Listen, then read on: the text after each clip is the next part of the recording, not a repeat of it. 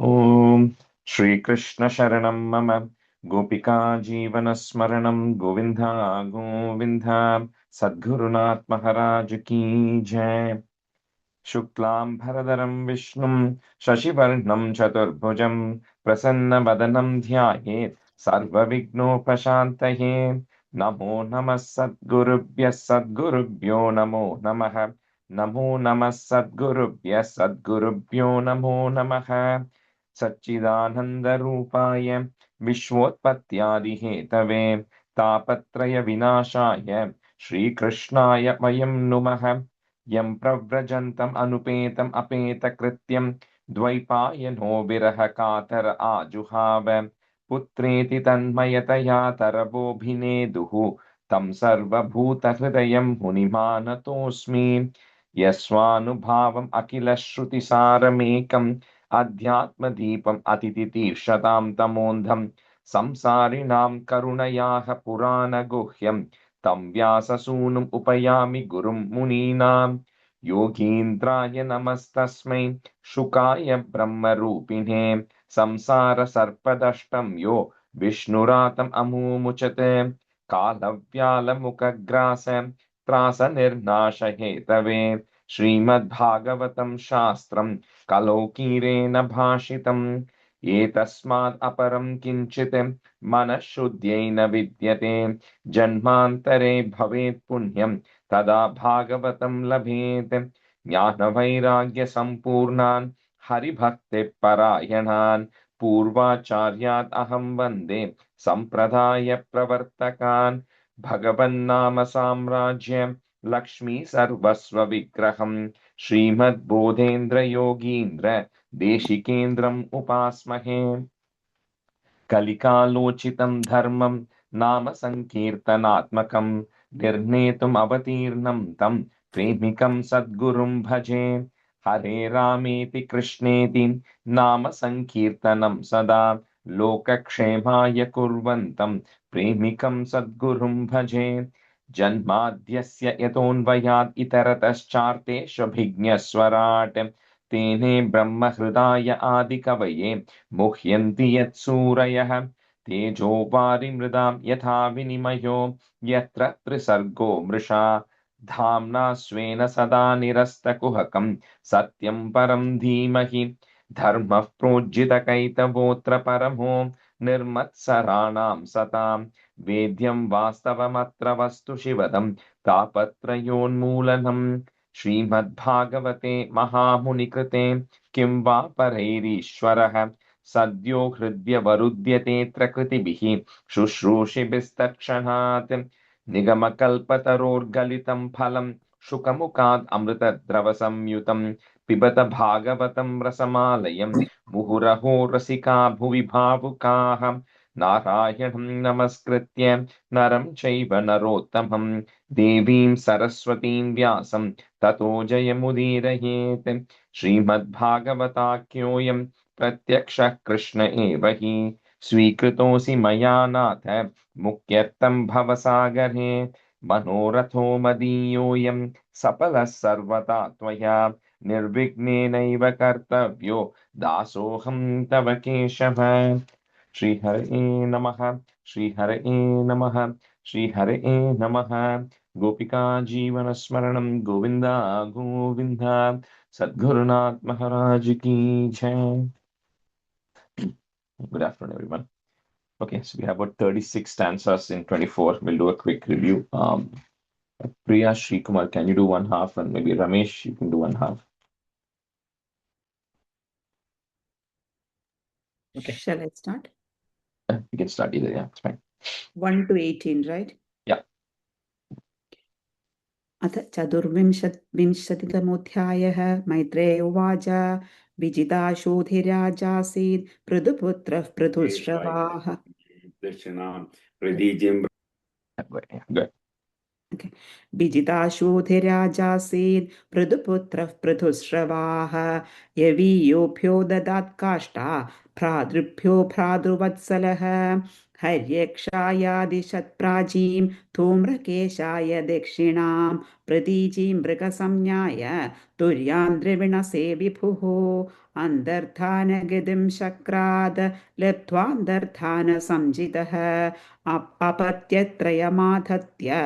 त्रयमाधत्त शिखण्डिन्यां सुसम्मतं पावकः पवमानश्च शुचिर् इत्यग्नयः पुरा वसिष्ठशापात् उत्पन्नाः पुनर्योगगतिं गताः अन्तर्धानो नभस्वत्यां हविर्धानमविन्दत य इन्द्रमश्वहर्तारं विद्वानपि न जग्निवान् राज्ञां वृत्तिं करादानदण्डशुल्कादिदारुणां मन्यमानो दीर्घसत्रव्याजेन विससर्जः तत्रापि हंसं पुरुषं परमात्मानमात्मदृक् यजं तल्लोकतामाप कुशलेन समाधिना हविर्धानाथविर्धानि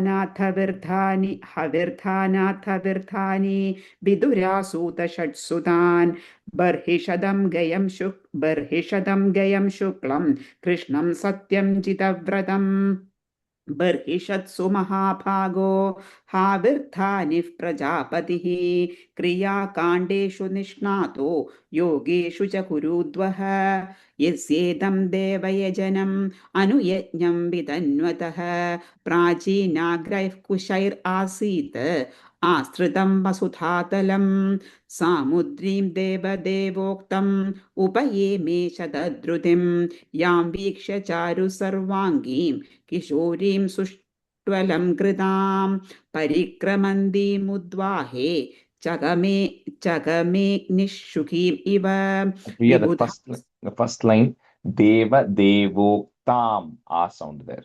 Okay. सामुद्रीं देवदेवोक्ताम् Yeah.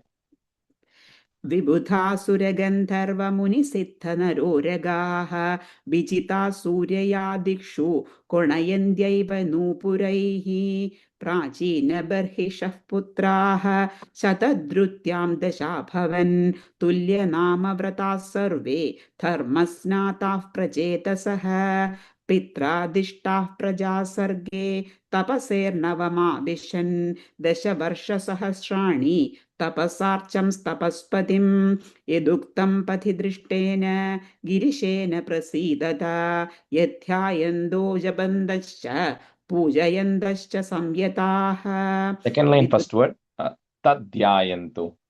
तध्यायन्दो जपन्दश्च विदुर उवाच प्रचेतसां गिरित्रेण यथासीत्पथि सङ्गमः यदुताह हरः प्रीतः तन्नो ब्रह्मन् वदार्थवत् सङ्गमः खलु विप्रर्षे शिवेनेह शरीरिणां दुर्लभो मुनयो दध्युः असङ्गाद्यमभीप्सितम् आत्मा रामोऽपि यस्तुस्य लोककल्पस्य राधसे शक्त्या युक्तो विचरति घोरया भगवान् भवः मैत्रेयुवाच प्रदेशश पृदुर्वाक्यं शिरसास्ताय सातवः दिशं प्रदीचिं प्रययुः तपस्याधृतचेतसः स समुद्रमुपविस्तीर्णम् अवस्यन्सु महत्शरः महन्मन इव स्वच्छं प्रसन्न सलिलाशयम् नीलरक्तोद्बलाम्भोज खल्हारोन्दीवरागरम् हंससारसचक्राहव कारण्डवनिकूजितम्. Ramesh, and the first line, just after that plus middle of that thing, and the word is half ha there, okay? Kahlarendi varakaram. Kahlarendi karam. Yeah. Go ahead. सौस्वर्य हृष्टरोमलतां कृपं पद्मकोशरजादीक्षो विक्षिपद्भवनोत्सवं तत्र गान्धर्वमागण्य दिव्यमार्गमनोहरं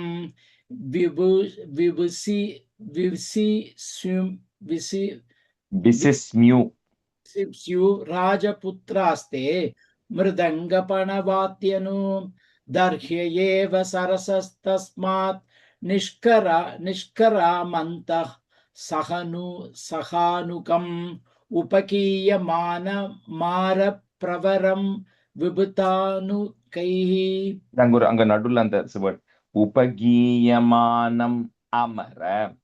ஒரு उपकीयमानममर प्रवरं विभुतानुकैः तप्तहेमनिकायापं शिधिखण्डं त्रिलोचनं प्रसादसुमुखं वीक्ष्य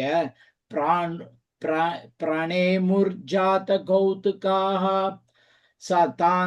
सतान् प्रपन्नार्तिहरे भगवान् धर्मवत्सलः धर्मज्ञानशीलसम्पन्नान् प्रीतानुवाचः. First line just before the comma, haro, prapannarthi haro. हरे सुने ना. Hare Junir, haro, yeah. श्रीरुद्रोवाच भूयं वेदि शतपुत्रा विधिं वशिकीर्षितम् अनुग्रहाय भद्रं व एवं मे दर्शनं कृतम्. First line வந்து விதித்தம், அந்த விதித்தம் வஷ்சிகீர்ஷிதம். விதித்தம், yeah, விதித்தம் வஷ்சிகீர்ஷிதம், yeah. वशिकीर्षिते यपरं रं हंस साक्षात् त्रिगुणा जीव संज्ञातात् भगवन्तं वासुदेवं प्रपन्नाः स प्रियो हि मे स्वधर्मनिष्ठ शतजन्मभि पुमान् विरिञ्चतामेति परं हि माम् अव्यकृतं भागवतोत वैष्णवं पदं यदाहं विबुधा कलात्यये अद भागवतायूयं प्रियास्त भगवान् यथा नमत् भागवतानां च प्रेयानन्यस्ति गर्गिचित् इदं विविक्तं जप्तव्यं पवित्रं मङ्गलं परं निःश्रेयस्य करं चापि श्रूयतां तत्त्वतामिव. मैत्रेयुवाच यद्यनुक्रोशहृदयो भगवान् नागधाञ्जीवः पत्ताञ्जीलन् राजपुत्रान् नारायण परो वचः. Second line, first word. बद्धाञ्जलीन् राजपुत्रान् नारायणो परो वचः. श्रीरुद्रोवाच जिदं तेद आत्मविधूर्य स्वतये स्वस्तिरस्तु मे भवता रातसारातं सर्वस्मा आत्मने नमः. First line just a chinna correction. Swastaye swastirastu me. चितम् आत्मविदूर्य स्वस्तये स्वस्तिरस्तु मे नमः पंकजनापाय सूक्ष्मेन्द्रियात्मने वासुदेवाय शान्ताय कूटस्थाय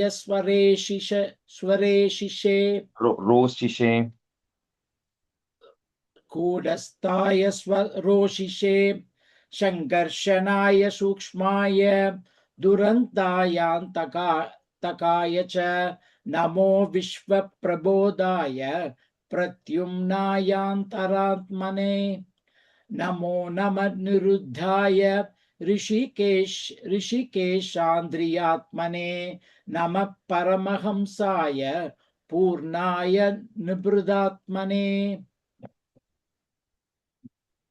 We'll continue from 37. So just a recap, not that there's any meaning on this, but like we saw, beginning to see this whole Prachetas story and Prachina Barkishat and Prithu, who we saw till this point, his Naptha, his great grandson, was a person called Barhishat, and because he started performing a lot of these yajnas with the Dharba grass, Kusha grass pointing to east, he became called as Prachina Barhishat. So that Prachina Barhishat was just very engaged in what is called as Kriya Kandeshu, following what is said in the Vedas, but then he was performing those things, expecting some things in return. So he's performing all these homams and expecting things in return. He then has 10 children who are called as prachetas. So he tells those prachetas that I want you to go continue the creation. For that, he tells you have to go to tapas. They go towards the west. They find a beautiful water body, which is very serene and calm, and in a very perfect place for doing tapas. So when they're about to do that, then they see Lord Shiva coming out of that, and Lord Shiva is coming and telling them, I know who you are. I know you are all great Bhagavatas, and the process you are going to undertake, let me help you with something. And then he starts teaching them this great Rudra Geetam, which we started seeing the few stanzas of it, right? So that's just going to continue from 37th. Okay, Revati, you can be a student, and Shobha, you can be a student. Swarga Pavarga Dwaraya, Nityam Shuchishade Namaha, Namo Hiranya Viryaya, Chatur Hotraya Tantave. Swarga Pavarga Dwaraya, Nityam Shuchishade Namaha, Namo Hiranya Viryaya, Chatur Hotraya Tantave. Swargabhavargadvaraya Nityam Suchisate Namaha Namo Hiranyaviryaya Chadurhotraya Tandave. Swargabhavargadvaraya Nityam Sushishate Namaha Namo Hiranyaviryaya Chadurhotraya Dandave. Go ahead, Ramesh. Swarga Bavargat Varaya Dwaraya. Dwa, Dwara. D and B, Dwa, Dwaraya. Bavargat Varaya. Yeah.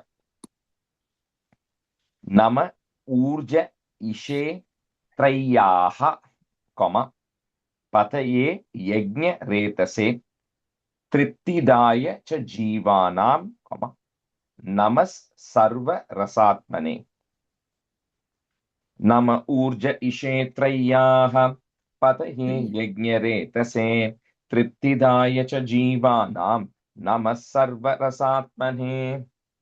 Namavurja Ishe Trayaha Pataye Yajnaretase Triptidaya Cha Jivanam Namas Sarvarasatmane. Nama Urja Ishetrayaya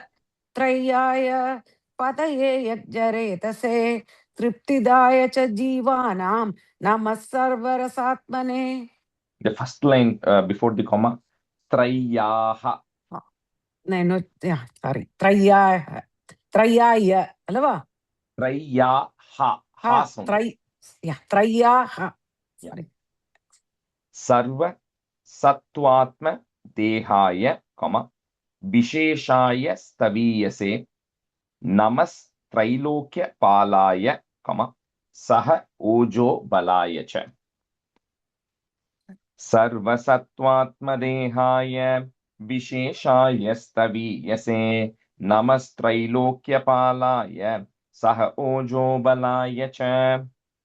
Sarvasatvatmadehaya Viseshaya Taviyase Namastrailogya Balaya Saha Ojo Balaya Cha.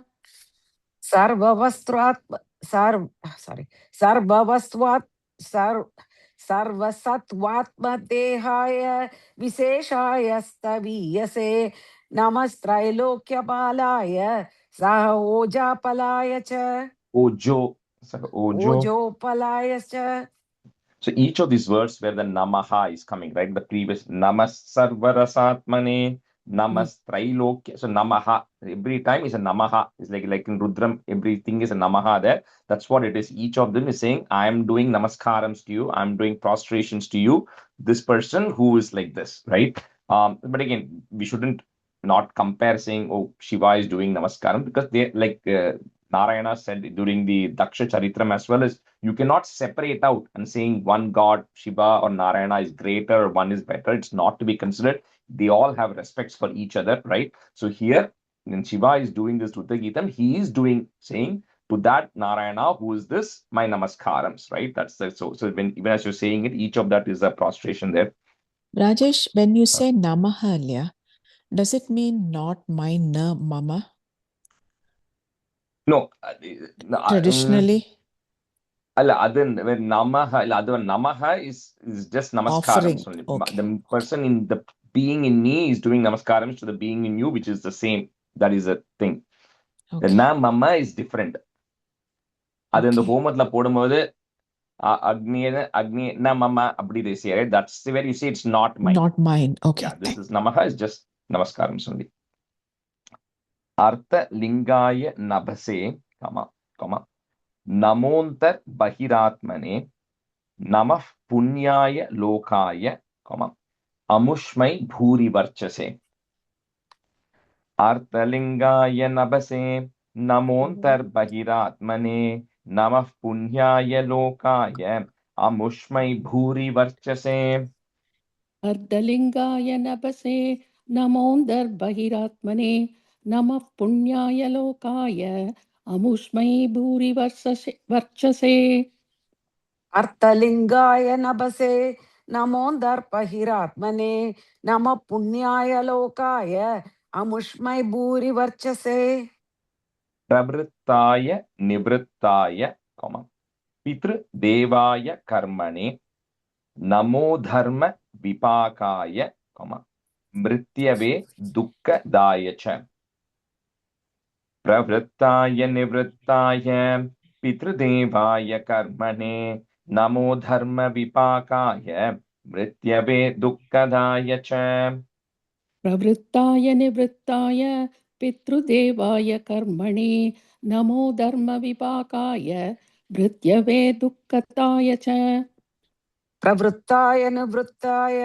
पितृदेवाय कर्मणे नमो धर्मविभागाय मृत्यवे दुःखदाय च नमस्त आशिषामीश मनवे कारणात्मने नमो धर्माय बृहते कृष्णायाकुण्ठ मेधसे. That's one word. कृष्णायाकुण्ठ मेधसे पुरुषाय पुराणाय सांख्य योगेश्वराय च. So again here the word Krishna is coming, right? So that's why some of these things is difficult to interpret exactly, right? How this is the Krishna Avataram is nowhere to be there, right, at this point, right? But even when he's saying the word Krishna is getting used here because he's literally saying to the one who is, you are the supreme, the cause of all the causes, O Krishna, right? That's how it is being referred here.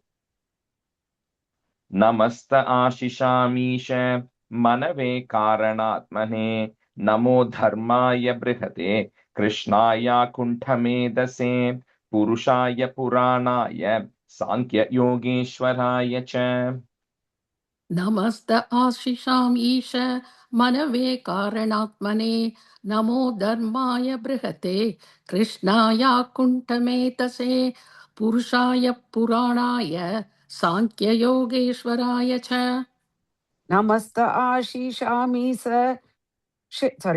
नमस्त आशिषामीश मनवे कारणात्मने नमो धर्माय बृहते कृष्णाय कुण्डमेधसे पुरुषाय पुराणाय सांख्ययोगेश्वराय च Shakti Traya Sametaya, Meedusheham Kritatmane Cheta Akuti Rupaya, Namo Vacho Vibhutaye. Shaktitraya Sametaya Meedusheham Kritatmane Cheta Akuti Rupaya Namo Vacho Vibhutaye. शक्तित्रय समेताय मीडुषेऽहङ्कृतात्मने चेद आहूतिरूपाय नमो वाचो विभूतये शक्तित्रय समेदाय मीडुषे हम कृदात्मने चेद आकूतिरूपाय नमो वाच भूतये Darshanam no didrikshunam, Dehi Bhagavatarchitam Rupam Priyatamam Swanam, Sarvendriya Gunanjanam.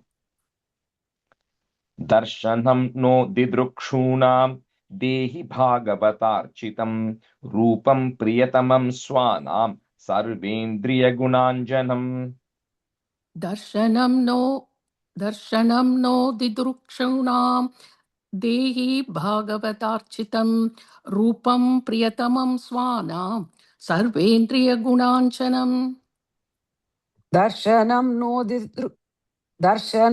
didrukshunam dehi bhagavadarchidam rupam priyatamam swanam sarvendriya gunajnanam. So this is a setup for the next few stanzas.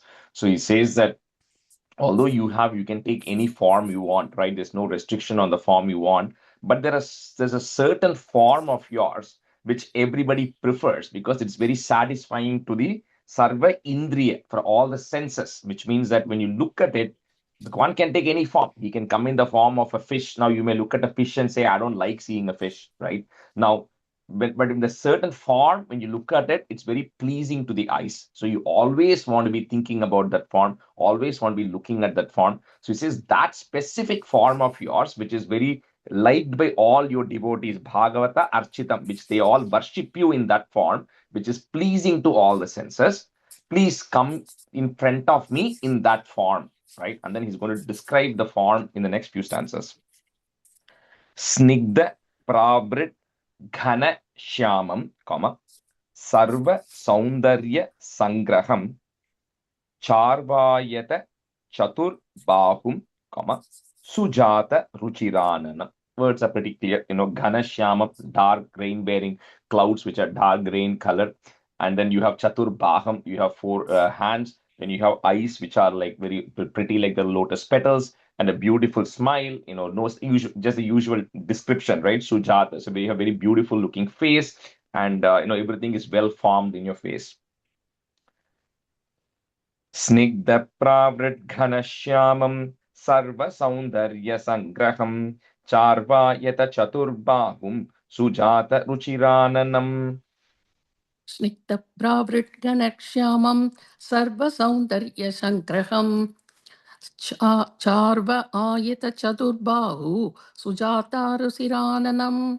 Bahum, second line, Bahum sujata ruchirananam. Okay. Sarva ayata chaturbahum sujata ruchirananam.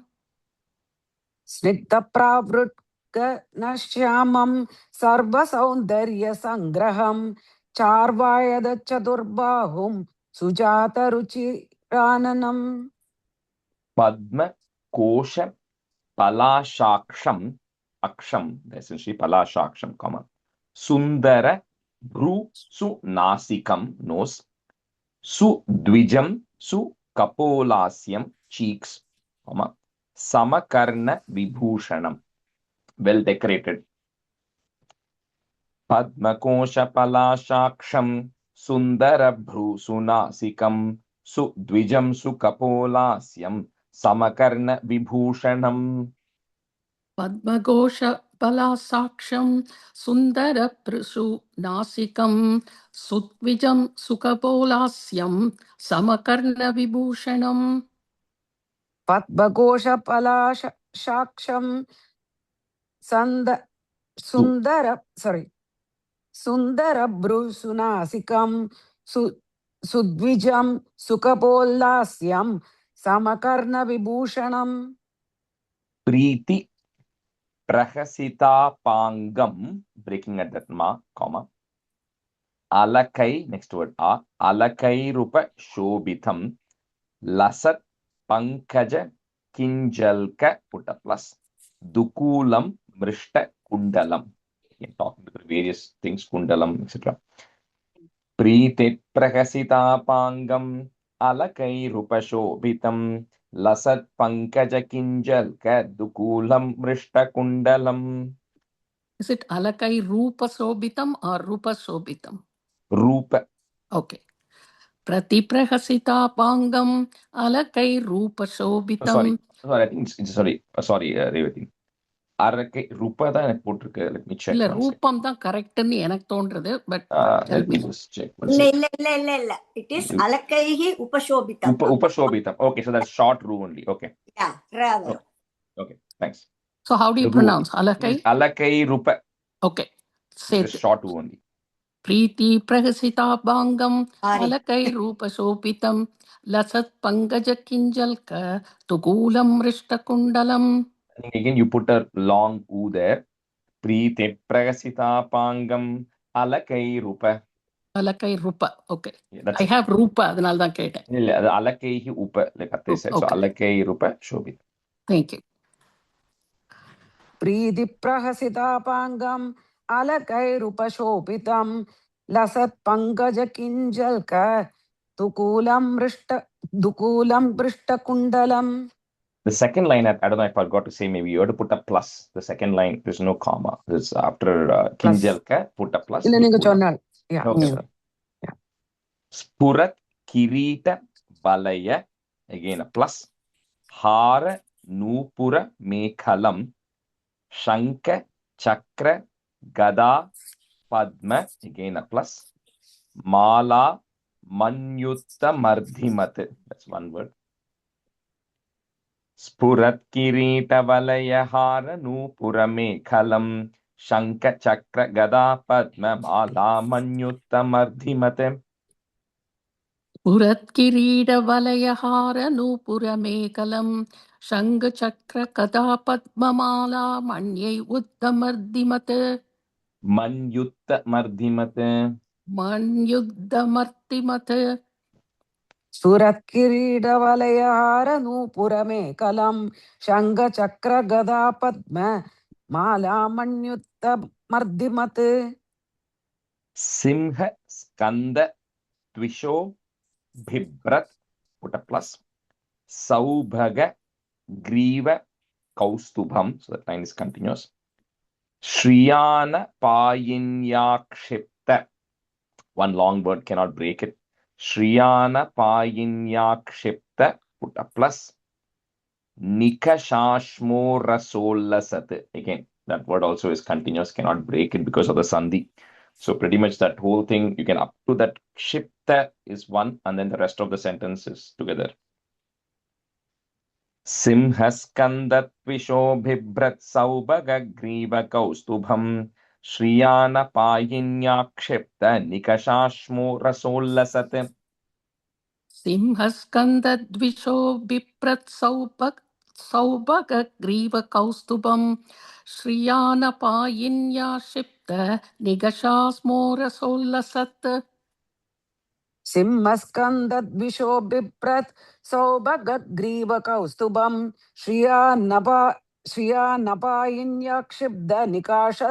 श्रियानपायिन्यक्षिब्धनिकाशस्मोरशोल्लसत्. Here the simha is just referring to saying your skandha, your shoulders are like big, like how a lion's shoulders are, on which there are various necklaces and various ornaments and everything. Then you also have your kaustuba mani there, griva kaustubham, the kaustuba mani on your neck, and then you have the Srivatsa mark on your chest, which just is a proof that Mahalakshmi Shri is residing there. Rajesh, Uh. both lines there's no pause. Yeah, it's just continuous. The rental line. Yeah.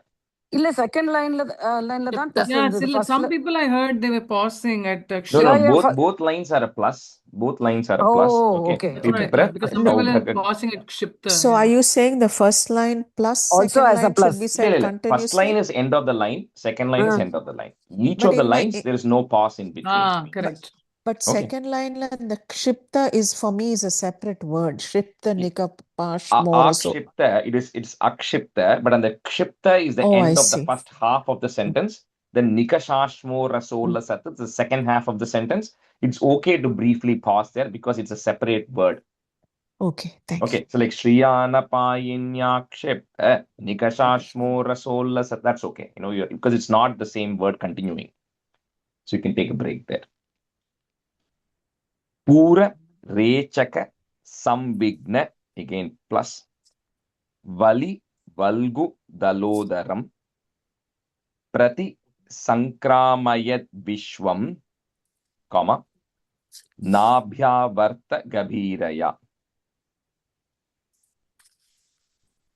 Purarechaka Sambigna Vali Valgudalodaram Prati Sankramayat Vishwam Nabhyavarta Gabhiraya. ऊररेचकसंविघ्नवलिवल्कुतलोदरं प्रतिसङ्क्रामयत् विश्वं नाप्यावर्तकबीरया. Second line, Prati Sankramayat Vishwam. प्रतिसङ्क्रामयत् विश्वं नाप्यावर्तकबीरया. पूररेचक संविघ्न बलिवल्गुतलोदरं प्रतिसङ्ग्रामयत् विश्वं नाभ्यावर्तकबीरया. 64 second, the 36. Okay, we'll switch. I think it's 20 minutes since we started it. Yeah, okay, we'll just switch next half, next there. Give me 1 second. This Priya, Aruna, no, okay, Priya Shriram, you can be a student, and Sudha, you can be a student. Shyama Shronyadhi Rochishnu, again a plus. Dukula Swarna Mekhalam, again that line is continuous. Sama Charvangri Jangoru, again a plus. Nimna Janu Sudarshanam. So here again talking through the lower part of the body here, talking about the waist and talking about the pitambaram, and then talking about the calves and the thighs, and just again the description of the body is just going from top to bottom. Shyamashronyadirochishnudukula swarnamekhalam samacharvangrijangoru nimnajanu sudarshanam.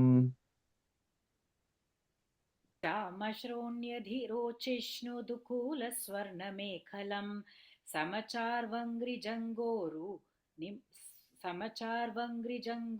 निम्नजानुसुदर्शनम्. मेघलं समचार्वाङ्घ्रिजङ्गोरु Sorry, it was not India. श्यामश्रोण्यधिरोचिष्णुदुकूलस्वर्णमेखलं समचार्वङ्घ्रिजङ्गोरु निम्नजानुसुदर्शनम्. All of these sentences, like the middle portion it's just like the word is separate, so it's okay if you briefly pause.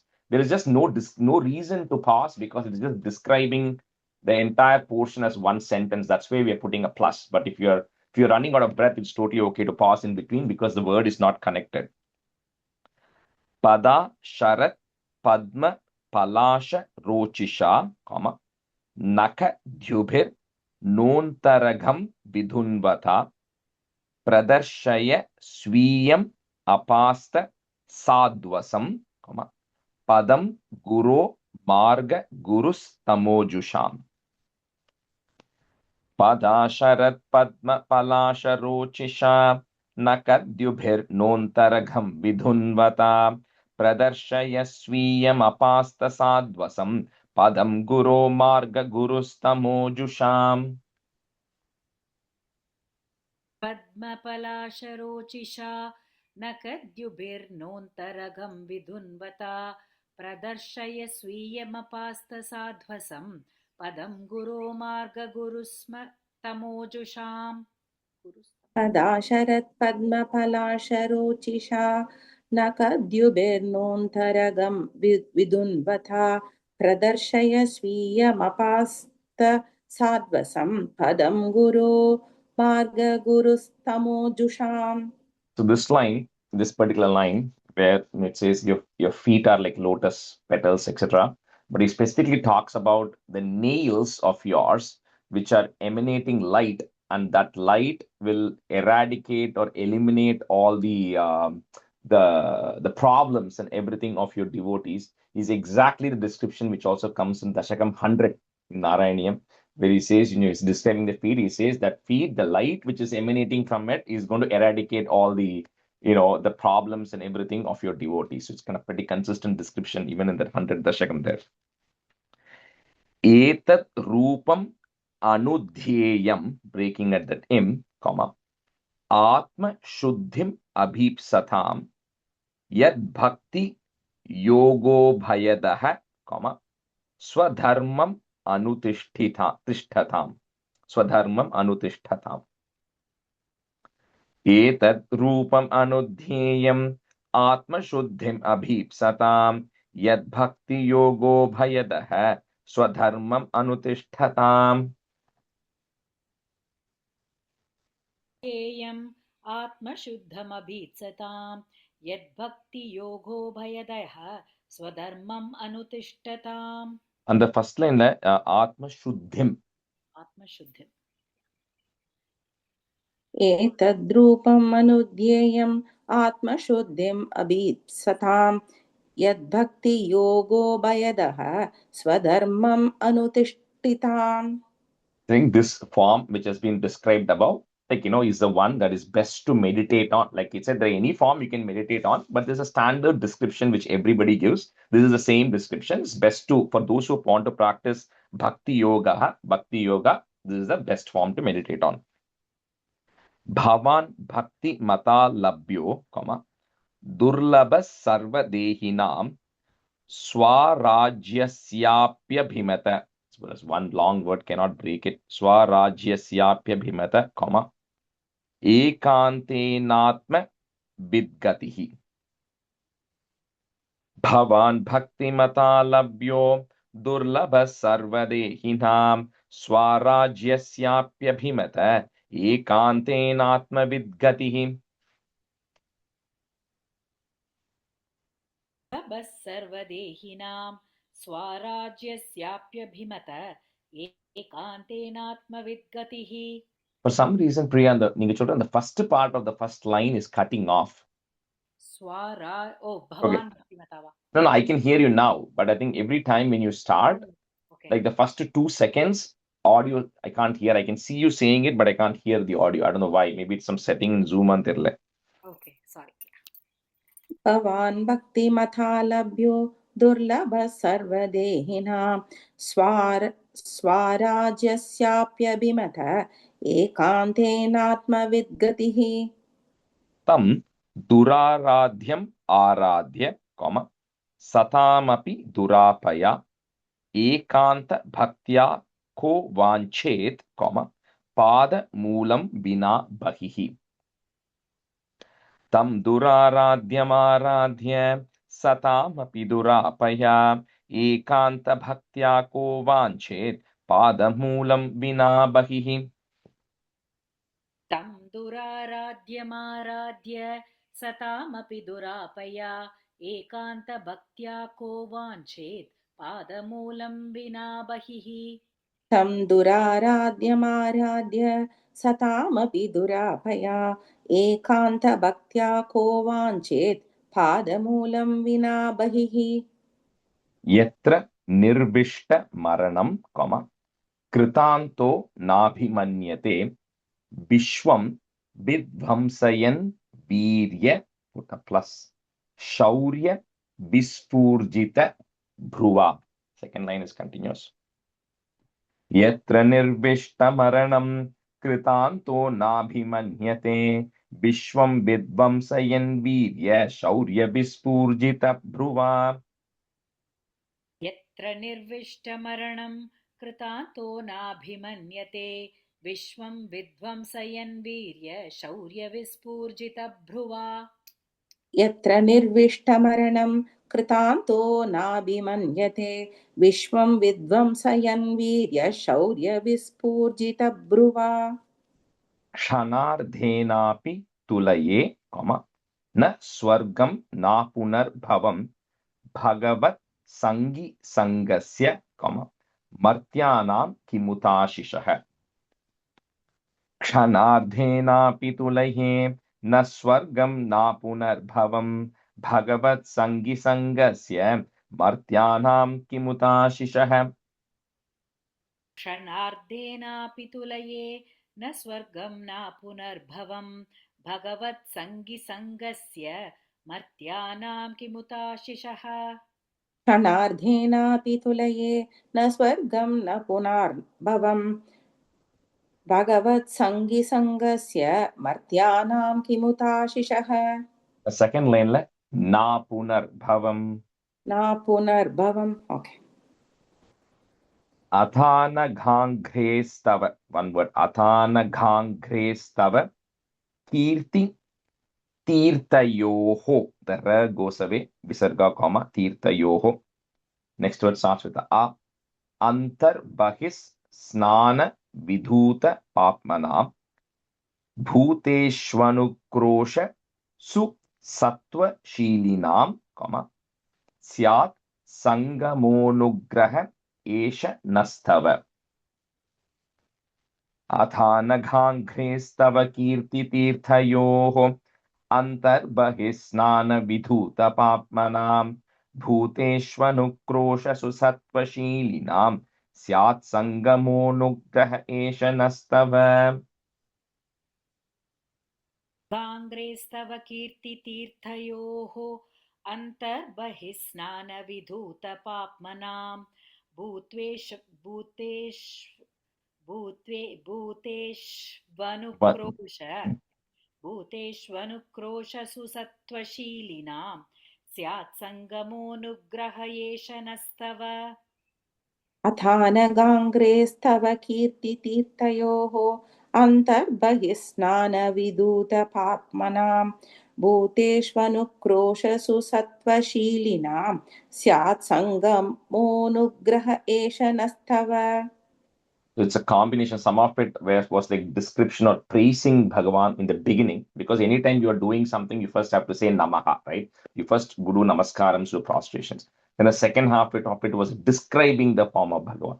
The third is then you start coming into asking, right? So here the ask he's asking is, or what the saying is, like in 57 and 58 is, that na swargam, right? So the person who's truly devoted will, even spending a little amount of time with another devotee, will be like so nice that the person will not even ask for swargam or anything else. They will only want association with the devotees, because of which in 58 he says, the only thing I need is syat sangamaha anugraha. Please bless me so that I get association with your devotees all the time, because that is the highest one that someone can ask for. Na yasya chittam bahirartha vibhramam, tamo guhayam cha vishuddham avishat yat bhakti yoganugrihitam anjasa, munir vichaste nanu tatra te gatim. न ह्यस्य चित्तं बहिरर्थविभ्रमं तमो गुहायां च विशुद्धमाविशते यद्भक्तियोगानुगृहीतमञ्जसा मुनिर्विचष्टे ननु तत्र ते गतिम्।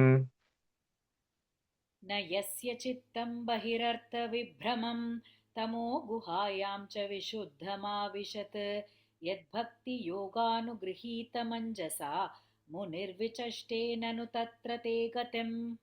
न यस्य चित्तं बहिरर्थविभ्रमं तमो गुहायां च विशुद्धमाविशत् यद्भक्तियोगानुगृहीतमञ्जसा मुनिर्विचष्टेन नु तत्र ते गतिम्।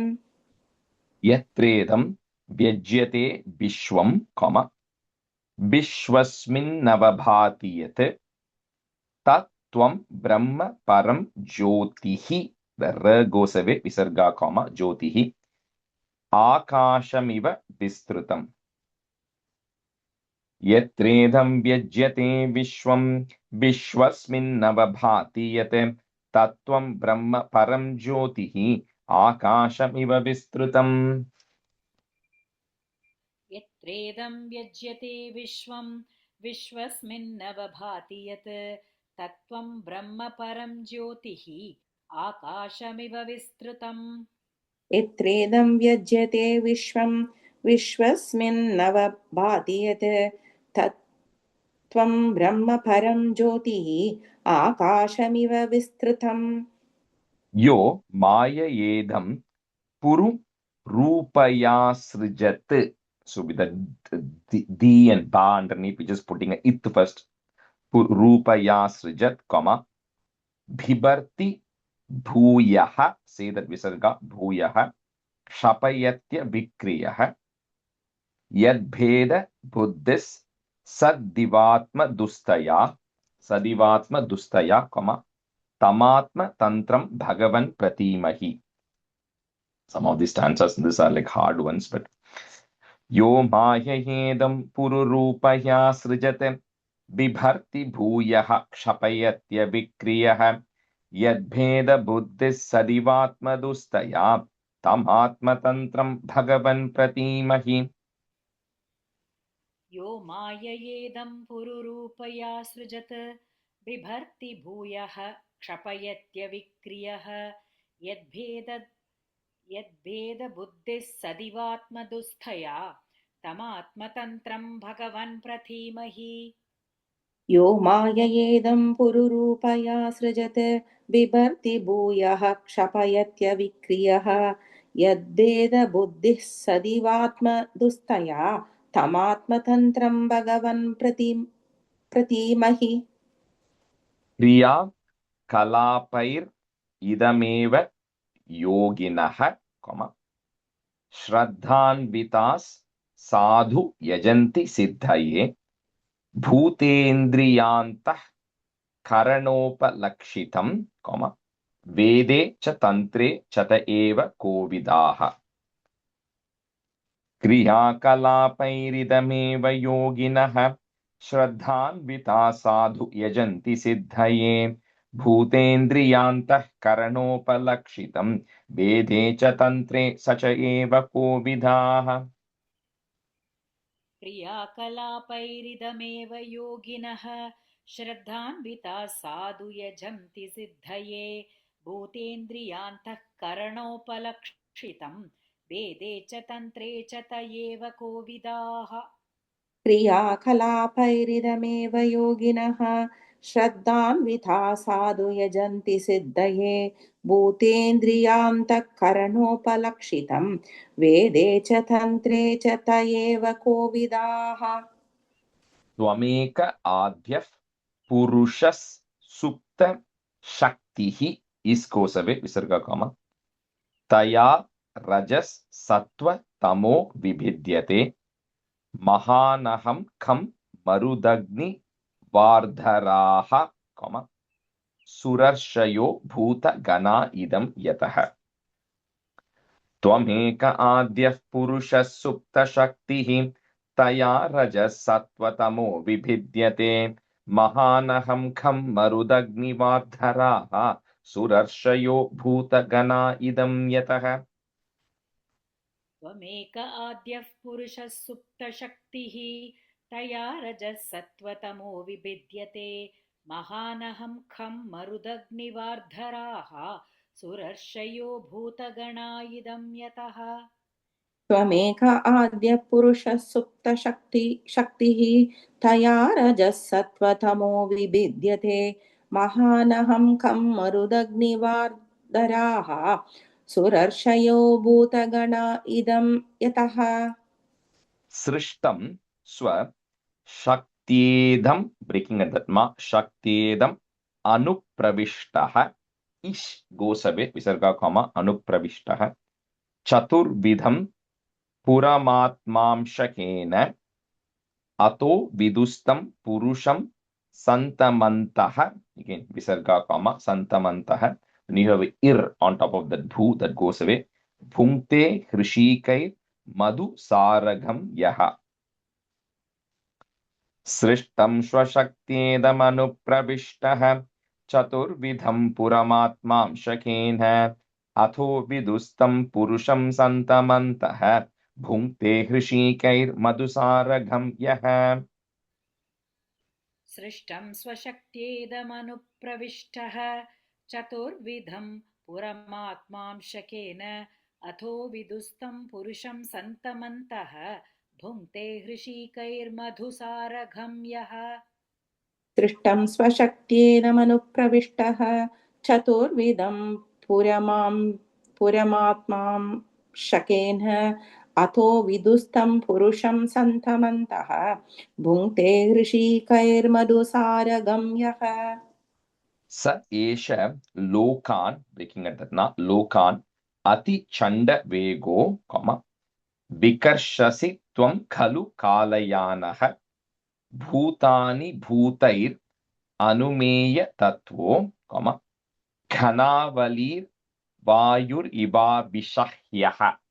सो विषह्या विसर्ग विषह्यः.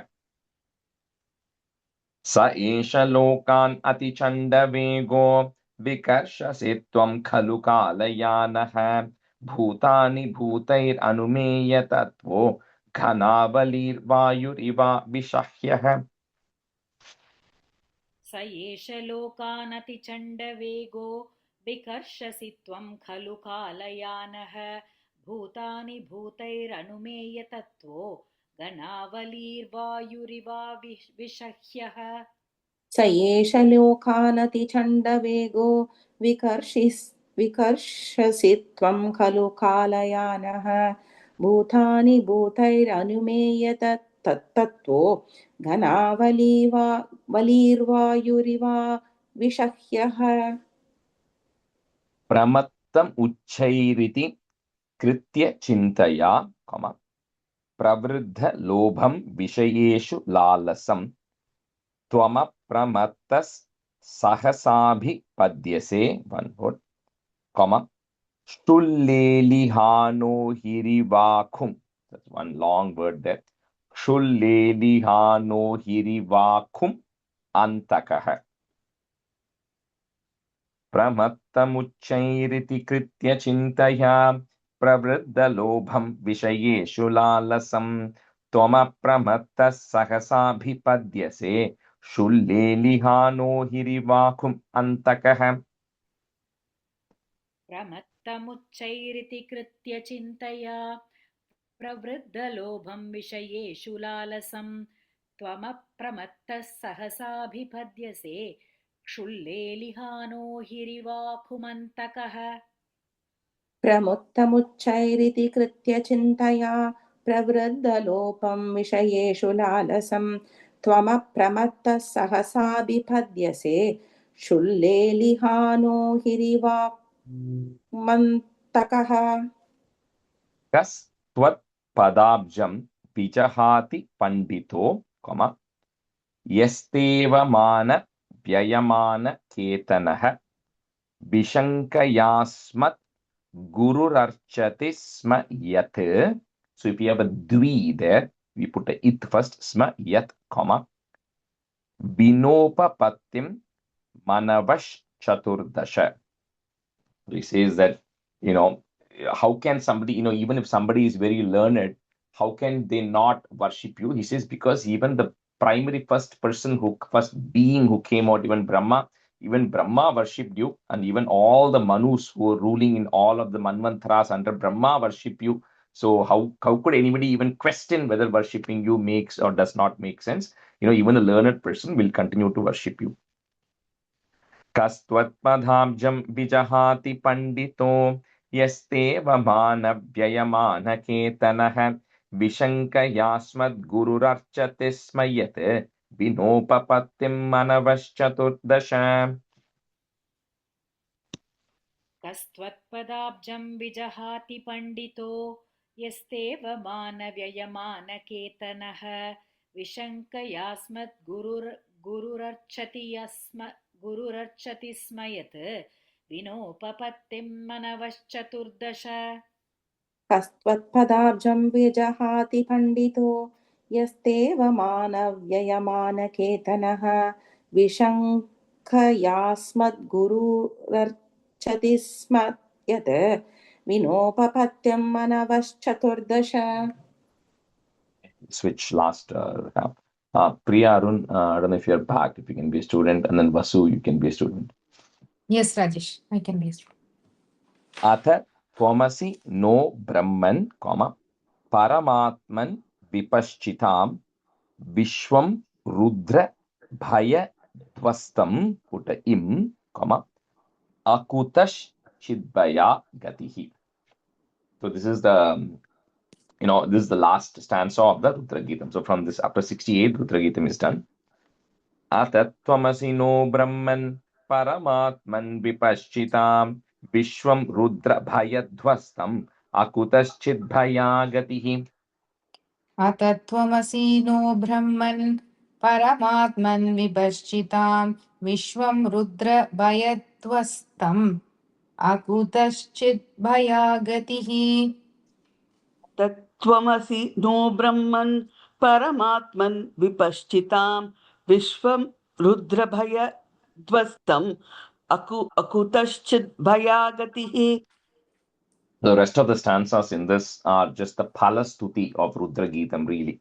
That's what, so some of it I'll say the meaning as we go through it. Idam japata bhadram vo, vishuddha nripa nandanaha swadharmam anutishtanto, bhagavat yarpitashayah.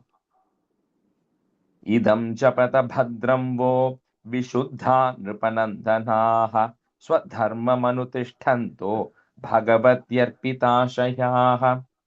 इदं जपत भद्रं वो विशुद्धा नृपनन्दनाः स्वधर्मम् अनुतिष्ठन्तो भगवत्यर्पिताशयाः इदं जपत भद्रं वो विशुद्धा नृपनन्दनाः स्वधर्मम् अनुतिष्ठन्तो भगवत्यर्पिताशयः Shayaha पिताशयाः tamevatmanam atmastam, just breaking at that atmastam, sarva bhuteshvavastitam pujayadvam grinantascha, dhyayantash chasa kridharim. You have a dha, it's really harim there, but it takes a dha sound. Chasa kridharim. Tamevatmanamatmastam sarvabhuteshvavastitam pujayadvam grinantascha dhyayantaschasakritharim. तमेवात्मानमात्मस्थं सर्वभूतेष्वस्थितं भूजयध्वं गृणन्तश्च ध्यायन्तश्चासकृद्धरिम् त्वमेवात्मानमात्मश्च नो त्वमे आत्मानम् आत्मस्थं सर्वभूतेष्वस्थितं पूजयध्वं गृह्णन्तश्च ध्यायन्तश्चास कृद्धरिम्. And the first word on the ta sound, not twa sound. Okay, tamevatmanam. Tamevatmana. Okay, sorry. Yogadesham, breaking at that upasadhya, dharayanto munivrataha samahita dhiyas sarva, etat abhyasatadritaha.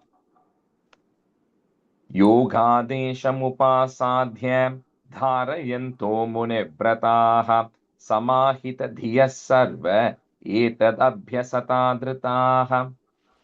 योगादेशम् उपासाध्य Dharayanto. Okay दावद Dharayanto.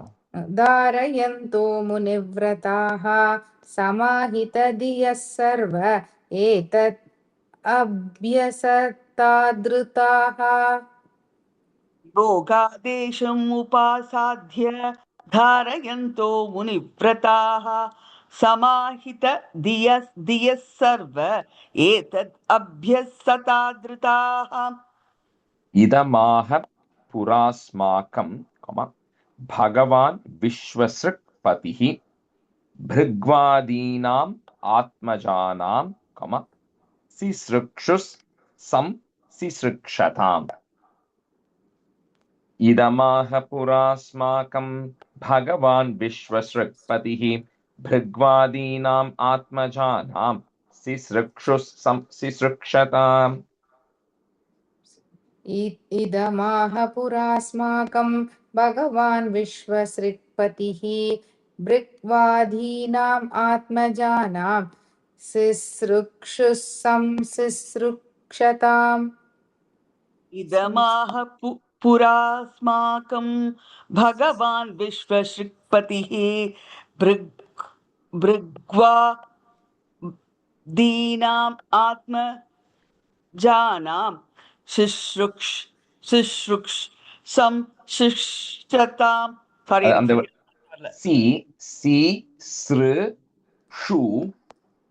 Sisrukshus sam sisrukshatam.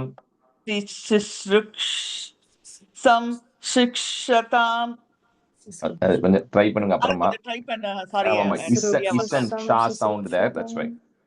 Yeah. I'll just quickly say, so what essentially, like in 69, he's, just essentially saying is that whatever I told you, right, the Rudra Geetam I've told you, you continue to do your duty, which is Swadharma.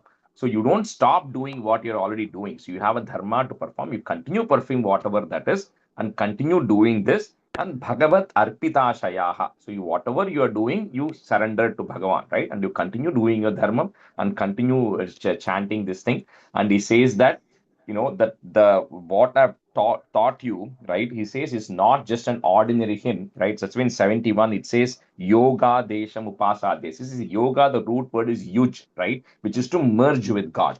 So he says, what I'm telling you is just not an ordinary prayer, like you can chant any other prayer. It is like you have to treat it like a yoga, which means that you have to, as you're saying this, you have to get your mind, you have to get your body, your senses all focused on Bhagavan as you are chanting it, right? And you have to really make this stotra very firm in your heart. So it has to be something that you have to contemplate on and meditate on all the time, right? It's not something that you can just chant like a like how you do like a mantram, right? Which you can chant, right? But here is saying no. This one you have to focus yourself. You got your mind focused. You got to get your senses focused. You got to remove all the ego you have mentally. You have to focus yourself, and with lot of respect, you have to treat it like a yoga. This mantram itself is like this. Teaching Geetam itself is like a yoga. And in 72, he says Bhrigu Adinam. So he says, along with Bhrigu and everybody else, Brahma taught this to us. And again, like questioning, when you say Brahma taught this to us, doesn't mean Brahma gave this entire thing, right? Because later on, Rudra himself, Shiva is going to say, I compiled this. So he says, whatever I've said, he's going to say is what I have compiled. So when he receives some instructions from Brahma, he has the gist of what is being described in this. Then he takes the gist and then he expands on it because Prachetas are not as elevated as Bhrigu and Shiva are, right? So he has to dilute it and expand it, right? The same concept further. That's why it is 46 stanzas here. So he's going to say that a little later, saying that I am the one who has compiled this Rudra Geetam. That's why it's called Rudra Geetam and not Brahma Geetam. So Brahma gave the gist of it. So he says, Brahma, me, and to Bhrigu and everybody else, Brahma gave this when he started the process of creation. 73. Te vayam nodita sarve, praja sarge prajeshwaraha, anena dhvasta tamasaha, sisrukshmo vividhav prajaha. Te vayam nodita sarve praja sarge prajeshwaraha anena dhvasta tamasaha sisrukshmo vividhav prajaha. ते वयं नोदिताः सर्वे प्रजा सर्गे प्रजेश्वराः अनेन ध्वस्ततमसः सिसृक्ष्मो विविधाः प्रजाः ते वयं नोडिता सर्वे प्रजा सर्गे प्रदेश्वराः अनेन ध्वस्ततमसः सिसृक्ष्मो विविधाः प्रजाः Atedam nityada yukto, japanna vahitah puman achirach shreya apnoti, vasudeva parayanaha.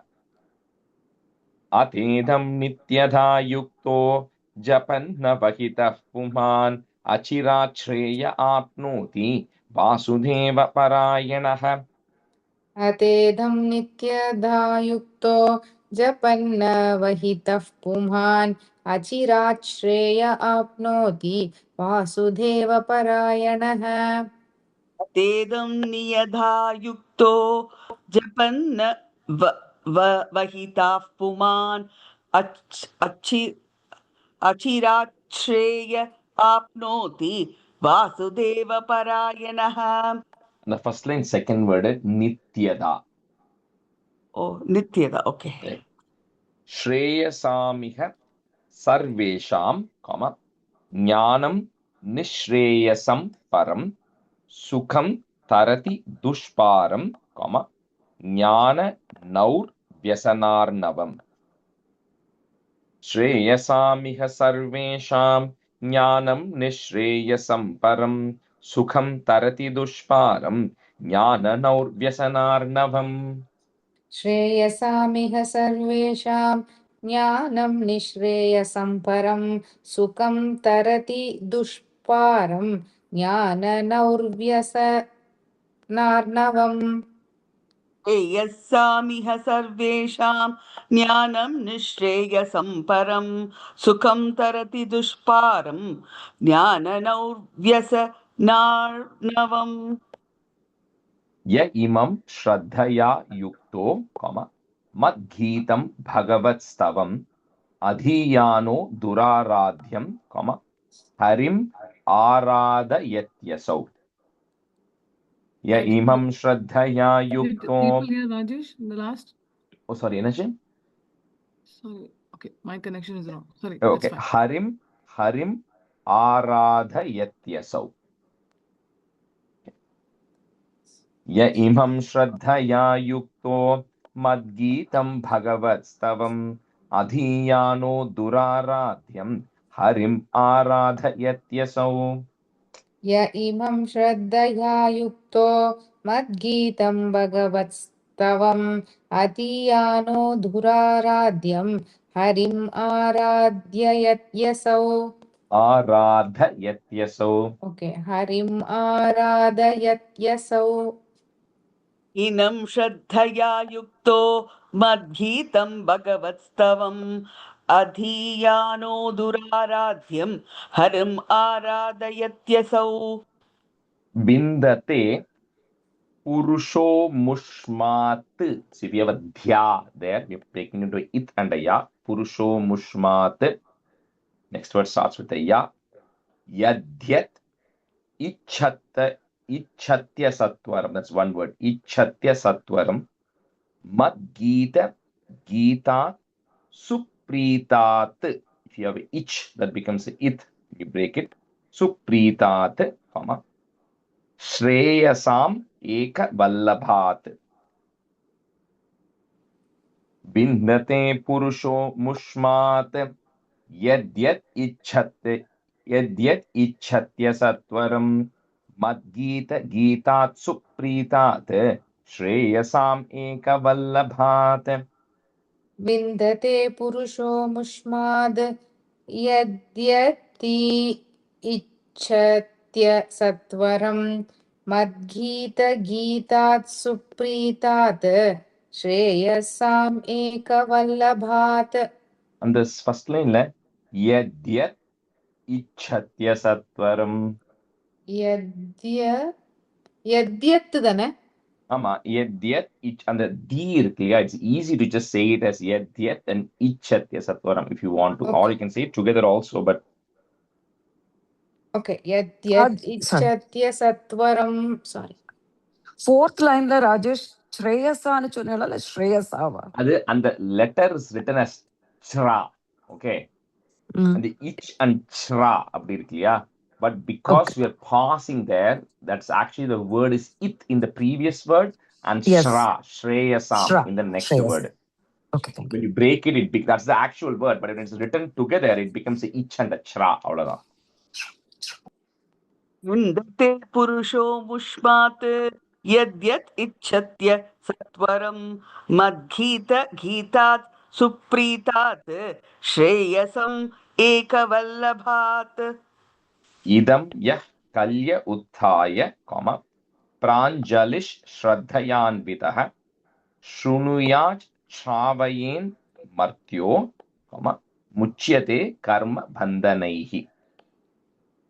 Idam yah kalya utthaya, pranjalish shraddhayanvitaha, shrunuyat shravayen martyo, muchyate karma bandhanaihi. इदं यः कल्य उत्थाय प्राञ्जलिश्रद्धयान्वितः शृणुयात् श्रावयेन्मर्त्यो मुच्यते कर्मबन्धनैः इदं यः कल्य उत्थाय प्राञ्जलि श्रद्धयान्वितः शृणुयात् श्रावयेन्मर्त्यो मुच्यते कर्मबन्धनैः. And quickly just recap the meaning to from where we left. So when he says even Bhrigu and all of us, we received these instructions from Brahma, and that's what everybody then went on to later go do the process of creation, right? And he says that at the end of the day, in this, like he said, when you're practicing it, you treat it like a yoga, right? When you're practicing it. But he says, even if that kind of a practice is not possible, if you're not able to completely do it, it is okay to just read it out like a prayer, like a stotram, right? That is also fine, right? And that, because that will also give its benefit. But the true benefit of this is because that's why the Prachetas are going to just contemplate on this for 10,000 years, right? So he says you really have to soak it in, to get the true benefit of it. But if you're not able to do it that way, that's fine. Just do it like a regular stotram that you're actually doing it.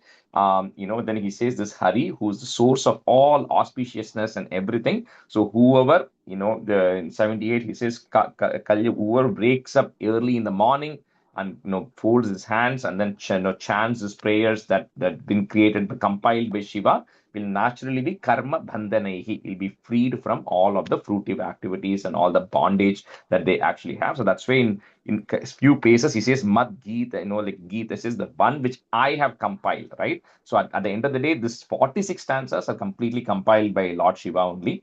So he says this is the even the 75, he says Shreyasamiha Sarvesham.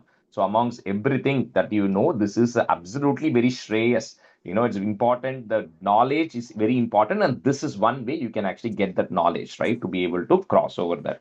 So that's anyway, this is just a Palastuti really from 68 to the end. Geetam Mayedam Naradeva Nandanaha, Parasya Pumsaf Paramatmanas Stavam Japanta Ekagra Dhiyas Tapo Mahat. That each which is there becomes a it Mahat, Charadvamante Tata Apsya Tepsitam. That's one word. Apsya Tepsitam. So again, whoever recites it with devotion, with ekagra, with a single-minded attention and focus on that, naturally the benefits are going to be more.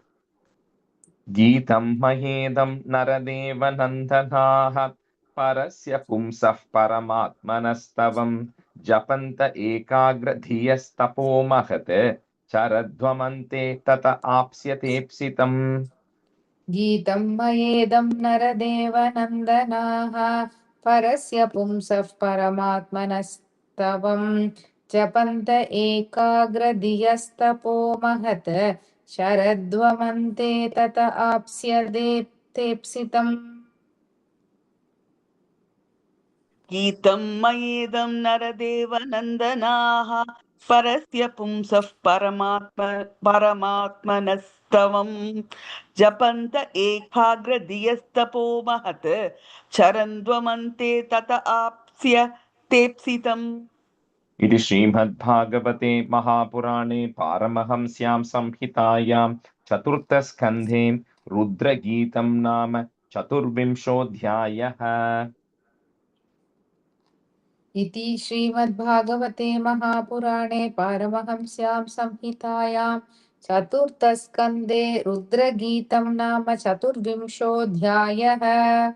इति श्रीमद्भागवते महापुराणे पारमहंस्यां संहितायां चतुर्थस्कन्धे रुद्रगीत नाम चतुर्विंशोऽध्यायः. रुद्रगीतम् im sound. रुद्रगीतं नाम चतुर्विंशोऽध्यायः. Just to 4 or 5 stanzas of the next one. Maitreyo vacha iti sandishya bhagavan, parhishadair abhipujitah पश्यतां राजपुत्राणां, तत्रैवान्तर्धदे हरः. Maitreya उवाच इति सन्दिश्य भगवान् बार्हिषदैरभिपूजितः पश्यतां राजपुत्राणां तत्रैवान्तर्धदे हरः. मैत्रेय उवाच इति सन्दिश्य भगवान् बार्हिषतैरभिपूजितः पश्यतां राजपुत्राणां तत्रैवान्तर्तदे हरः. मैत्रेय उवाच इति सन्दिश्य भगवान् बार्हि शदैर् अभिपूजितः पश्यतां राजपुत्राणां तत्रैवान्तददेहरः रुद्रगीतं भगवतः स्तोत्रं सर्वे प्रचेतसः जपन्तस्ते तपस्तेपुः विसर्ग next word here goes away वर्षाणाम् अयुतं जले रुद्रगीतं भगवतः स्तोत्रं सर्वे प्रचेतसः जपन्तस्ते तपस्तेपुः वर्षाणाम् अयुतं जले रुद्रगीतं भगवतः स्तोत्रं सर्वे प्रचेतसः जपन्तस्ते तपस्ते पुः वर्षाणामयुतं जले प्रगीतं भगवतः स्तोत्रं सर्वे प्रचेतसः जपं तस्ते तपस्ते पुः वर्षाणामयुतं जले प्राचीन बर्हिषं क्षत्तः कर्मस्वासक्त मानसं नारदोऽध्यात्म तत्त्वज्ञः कृपालुः प्रत्यबोधयत् प्राचीनबर्हिषं क्षत्तः कर्मस्वासक्तमानसं नारदोऽध्यात्मतत्त्वज्ञः कृपालुः प्रत्यबोधयत् प्राचीनबर्हिषं क्षत्तः कर्मस्वासक्तमानसं नारदोऽध्यात्मतत्त्वज्ञः कृपालुः प्रत्यबोधयत् प्राची प्राचीन प्राचीन बर्हिषं शक्तः कर्म स्वशक्तमानसं नारदो तत्व तत् என்ன அது வார்த்தை ஒரு வாட்டி சொல்லுங்க तत्त्वज्ञः नारदोऽध्यात्मतत्त्वज्ञः कृपालुः प्रत्यबोधयत् one more श्रेयस्त्वं कथमत् राजन् कर्मणात्मन ईहसे दुःखहानिः सुखावाप्तिः श्रेयस्तन्नेह चेष्यते श्रेयस्त्वं कथमत् राजन् कर्मणात्मन ईहसे दुःखहानिः सुखावाप्तिः श्रेयस्तन्नेह चेष्यते श्रेयस्त्वं कथमद्राजन् कर्मणात्मन ईहसे दुःखहानिः सुखावाप्तिः श्रेयस्तन्नेह चेष्यते श्रेयस्त्वं कथमद्राजन् कर्मणात्मन ईहसे दुःखहानिः सुखावाप्तिः श्रेयस्तन्नेह चेष्यते. Just a quick recap, because from now this something new is going to happen. So I'll just tell these 4 stanzas, right? So essentially, after Lord Shiva gave this message to the Prachetas, he disappeared. So the Prachetas, sons of Barhishat, they then stood in the water for 10,000 years. So Anta Ayutham Jale. So they stood in the water for 10,000 years in water in that Saras which they met, where they saw Shiva, and then recited this Rudra Geetam for 10,000 years. The story is going to pause here, and it's going to continue only after like 5 or 6 chapters. So because what is happening now is while this Prachetas are busy doing this tapas with the Rudra Geetam, their father Barhishat is continuing his sacrifices, right? So he continues to perform all these yajnas, right? Getting attached to the karma kanda and keeps doing it. So when he's so getting attached to, when somebody is like so devoted, somebody is doing all the, wants to do the right things and who's so dedicated, but he's not doing certain things right? So then somebody has to come as a guide to kind of reorient himself, right? So in such cases, the best person is Narada. So Narada is actually coming in here, right? And he's not saying karma kanda is wrong. All he's going to say is you can keep doing it, but Barhishat, you're so elevated, you're already so intellected, you have done all the things. Why do you want to spend all your life just performing all of these things, getting something in return, right? And it's not relevant. And then he says, as part of this karma kanda, you have performed a lot of sacrifices, you have sacrificed a lot of animals as part of the process. So he then shows Barhishat those animals in the sky, saying there's all these animal sacrifices that you've actually done, Bali, you have done. those are all going to come back and bite you sometime in the future, right? Which you don't want. So he says, why do you want to get stuck in this rut of doing something, getting something in return, committing some other mistake in the process, right? So you'll always be getting stuck in this process of good and bad, and you'll never be able to come out of it. So with that, Narada is going to start a new story called as Puranjanopakyanam, which I'm going to spend about 30 to 45 minutes of just meaning on it in the next class, because it is just so detailed. And he's going to tell a full story about it. So that is the next 5 chapters is going to be around that. So we'll cover that in the next class. Shri Hare Namaha, Shri Hare Namaha, Shri Hare Namaha, Gopika Jeevana Smaranam, Govinda Govinda, Sadgurunath Maharaj Ki Jai. Kayena vacha manasendriye va buddhyatmana va prakrite swabhavat karomi yatyat sakalam parasmai narayanaayeti samarpayami. Rajesh, a quick question. Rudra Geetam means what? Is it Rudram? Rudra Geetam, Geetam song sung by Rudra. Oh, song sung by Rudra. Okay, thank you.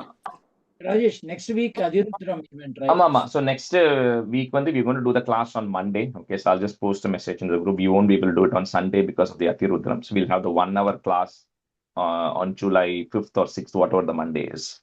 6th. Okay, yeah, 6th, yeah.